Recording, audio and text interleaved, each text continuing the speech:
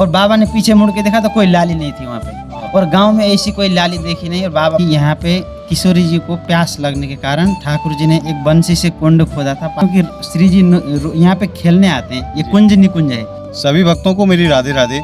मैं प्रिया सणपारा सर स्वागत करता हूँ आपके अपने चैनल ब्रज महिमा में। आज हम आपको जिस दिव्य स्थान की यात्रा पर लेकर के आए हैं, उस स्थान का प्राचीन नाम है पिपासा वन, जिसको आज कालांतर में पिसाया गांव के नाम से जाना जाता है। और यह स्थान बरसाना से लगभग 8 किलोमीटर की दूरी पर स्थित है। और मेरे पीछे आप जो दर्शन कर रहे हैं, ये यहाँ का बड़ा ही प्राचीन और दिव्य मंदिर है, जिसको राधा माधव मंदिर के नाम से समस्त ब्रजवासी जानते हैं। तो आइए आप और हम चलते हैं भगवान के दिव्य दर्शन के लिए और जानते हैं इस स्थान की क्या महत्वता है, क्या विशेषता है। तो आइए हमारे साथ राधा माधव भगवान के दर्शन के लिए। अब हम प्रवेश कर गए हैं मंदिर के मुख्य द्वार के अंदर, और सर्वप्रथम मैं आपको दर्शन कराता हूँ। यहाँ बड़ा ही सुंदर एक बड़ का वृक्ष है, और उसके उपरांत यहाँ संत भगवान भी विराज रहे हैं।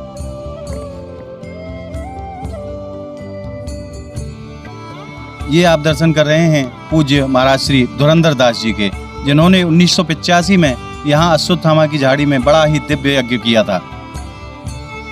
और उसके उपरांत आपको यहाँ दर्शन होते हैं हनुमतलाल जी के, पंचमुखी हनुमान जी के रूप में बड़ा ही सुंदर विग्रह यहाँ राधा माधव मंदिर पिसाया ग्राम में।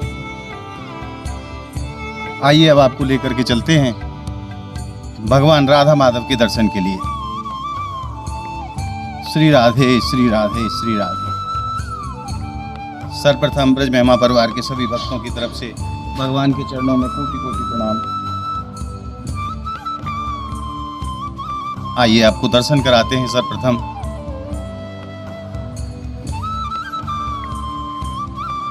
ये जो आप बड़े विग्रह के रूप में दर्शन कर रहे हैं, यह श्री चैतन्य महाप्रभु और नित्यानंद महाप्रभु, और बीच में हमारे राधा माधव जी के बड़े ही सुंदर दर्शन यहाँ पिपासा वन में। और इधर में निम्बार्क भगवान के दर्शन भी आपको यहाँ होते हैं, और नीचे गुरु परंपरा। बहुत ही सुंदर और अलौकिक यह स्थान, और बड़े ही अलौकिक यहाँ के दर्शन। पीत वस्त्रों में ठाकुर जी बड़े ही सुंदर लग रहे हैं। पूज्य महाराज श्री ने बड़ा ही सुंदर श्रृंगार आज भगवान को धारण कराया है।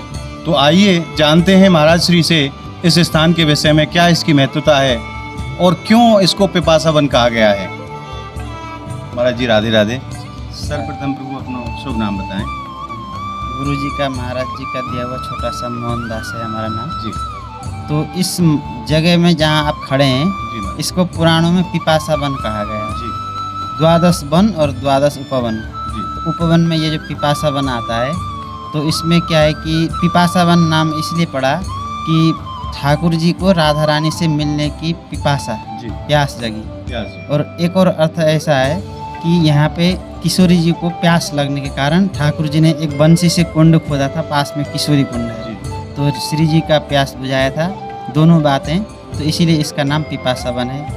और अभी अपभ्रंश होके पिसाए गांव इसको कहते हैं। पिसाई की झाड़ी, ये 555 बीघे जमीन पे झाड़ी है। तो यहाँ पे क्या है कि श्यामा श्याम का नित्य रास विहार होता है। जैसे कि निधि वन में, वृंदावन में जैसे गेवर वन में रोज होता, मतलब जो नित्य होता है, ऐसे ही यहाँ पे भी नित्य रास होता है। और आप झाड़ी के बीच में जाएंगे तो रास मंडल बना हुआ है जी। उसमें भी कोई कपोल कल्पित घटना नहीं है। एक श्री राधिका दास जी महाराज जी कम से कम 70-80 वर्ष पहले यहाँ पे भजन करते थे जी। 25 साल उन्होंने भजन किया मधुकरी मांग के, और महावाणी के रसिक थे। तो उनको यहाँ पे श्री जी का नित्य दर्शन होता था। उनका चरित्र ब्रज भक्तमाल में भी छप चुका है, हमने पढ़ा। तो उनको क्या है कि लोग ब्रजवासी पूछते हैं कि बाबा आज कौन सा श्री जी का श्रृंगार है, जो बरसाने जाते हैं वो पूछते थे। तो बाबा जैसे जैसा श्रृंगार बताते वैसा वैसा वहीं मिलता। वैसा ही राधा रानी मंदिर में भी श्रृंगार होता है। या तो उधर से दर्शन करके आके पूछते तो वो जानकारी तो सेम टू सेम बताते, क्योंकि श्री जी यहाँ पे खेलने आते हैं। ये कुंज निकुंज है। वो जो बरसाना का जो महल है वो तो महल है, और ये कुंज निकुंज है। तो श्यामा श्याम को ज्यादातर कुंज निकुंज ही पसंद है। आज भी किशोरी जी यहाँ खेलने के लिए पधारती हैं श्रीधाम बरसाना से। जब बाबा को उस दिन दिया है, उस समय तो अभी नित्य लीला ब्रज नित्य लीला स्थली है जी। तो नित्य शब्द तो झूठ हो जाएगा फिर अगर आज नहीं आएंगे। जी तो इसीलिए यहाँ पे श्यामा श्याम का सेवा होता है यहीं से।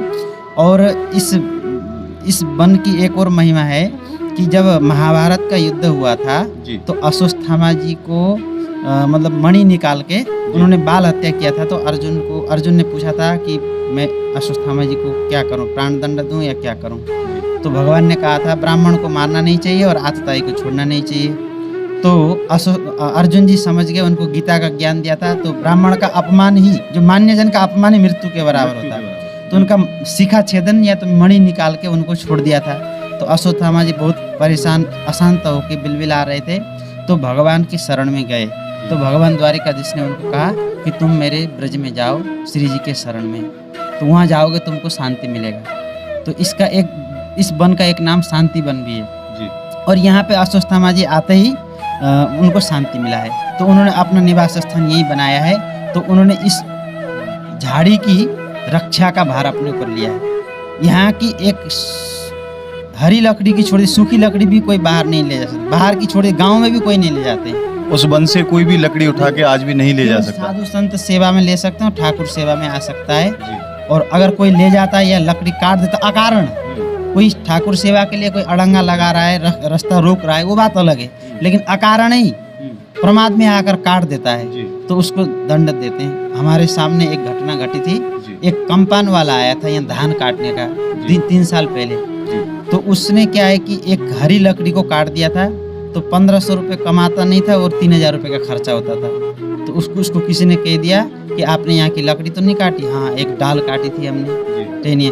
तो अब वो अश्वत्थामा जी के पास यहाँ रोज आते और भोग लगाते, क्षमा याचना करते, तब जाके उनको कहीं उससे मुक्ति मिली। और फिर वो यहाँ से जल्दी चले गए। फिर यहाँ उन्होंने किया ये इस वन की महिमा है। महाराज जी, आप कितने समय से यहाँ सेवा कर रहे हैं?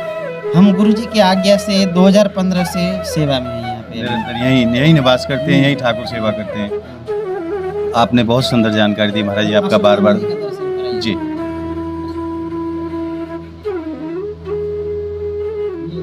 आइए अब आपको अश्वत्थामा जी के भी दर्शन यहाँ मंदिर में कराते हैं। यह देखिए,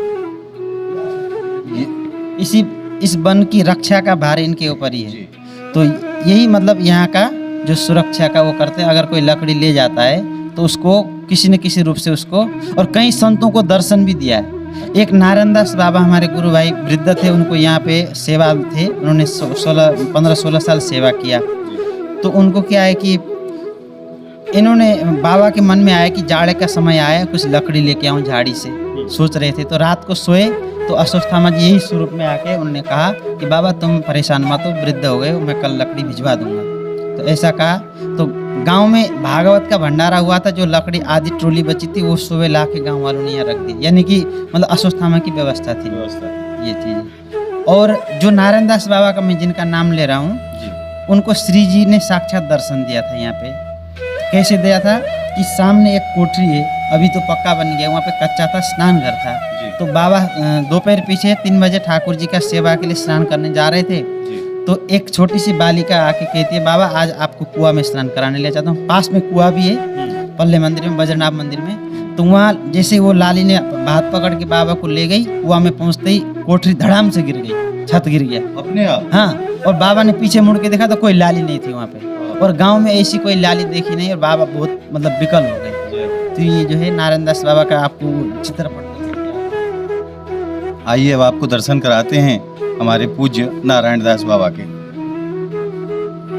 ये जो आप दर्शन कर रहे हैं यही नारायणदास बाबा हैं, जिन्होंने साक्षात किशोरी जी के दर्शन को इस स्थान पर प्राप्त किया है। उन्होंने बचाया है, श्री जी ने इनका प्राण बचाया जी। महाराज जी, आपका बार बार धन्यवाद। राधे राधे। आइए अब आपको दर्शन कराते हैं किशोरी कुंड के, जो कि बड़ा ही अलौकिक कुंड है, जो हमारी किशोरी जी की प्यास बुझाने के लिए हमारे श्याम सुंदर ने स्वयं अपनी बंसी से खोदा है। तो आप भी दर्शन कीजिए ब्रज महिमा चैनल के माध्यम से उस दिव्य किशोरी कुंड के पिपासा वन की पावन और पवित्र भूमि से। और यह आप दर्शन कर रहे हैं दिव्य किशोरी कुंड के। भगवान ने राधा रानी की प्यास बुझाने के लिए इस कुंड को अपनी बंसी के माध्यम से खोदा था।